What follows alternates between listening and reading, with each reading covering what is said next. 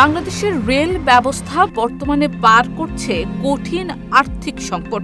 গত কয়েক বছর ধরে ধারাবাহিকভাবে বাড়ছে লোকসান। ২০২২-২৩ অর্থ বছরেই রেলওয়ের লোকসানের পরিমাণ ছিল প্রায় ১,৫২৪ কোটি টাকা। সেবার মান উন্নত না হওয়া, অপ্রয়োজনীয় রুটে ট্রেন চলাচল এবং সীমিত যাত্রী সেবা সব মিলিয়ে এই গুরুত্বপূর্ণ খাতটি এখন অস্তিত্বের সংকটে ভুগছে।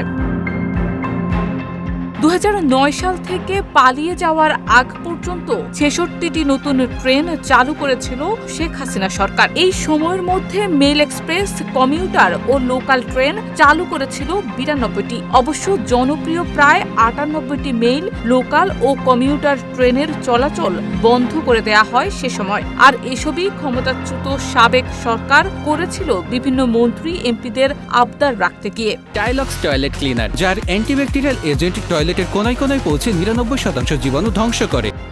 একসময় যাত্রী পরিবহনে আশাব্যঞ্জক অবদান রাখা বিজয় এক্সপ্রেসের কথাই ধরা যাক। ২০১৪ সালে ময়মনসিংহ থেকে চট্টগ্রাম পর্যন্ত চালু হওয়া ট্রেনটি ২০২৩ সালের ডিসেম্বরে রুট পরিবর্তন করে জামালপুরমুখী করা হয়। রুট পরিবর্তনের পর ট্রেনটির যাত্রী সংখ্যা আশঙ্কাজনকভাবে কমে যায় এবং তা বর্তমানে সবচেয়ে কম যাত্রী পরিবহনকারী ট্রেন হিসেবে চিহ্নিত হয়েছে।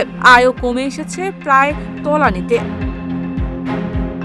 সরকারি তথ্য মতে প্রতি বছর রেল খাত গড়ে প্রায় ২৫০০ কোটি টাকা লোকসান বহন করছে। জ্বালানি, কর্মীদের বেতন, রক্ষণাবেক্ষণ সহ নানা খরচ মেটাতে যে আয় প্রয়োজন তার বড় একটি অংশই উঠে আসছে না। এমনকি কিছু আন্তনগর ট্রেন শতভাগ যাত্রী নিয়েও দেখছে না লাভের মুখ। এতে করে লাভজনক রুটে ট্রেন বন্ধ হয়ে যাচ্ছে।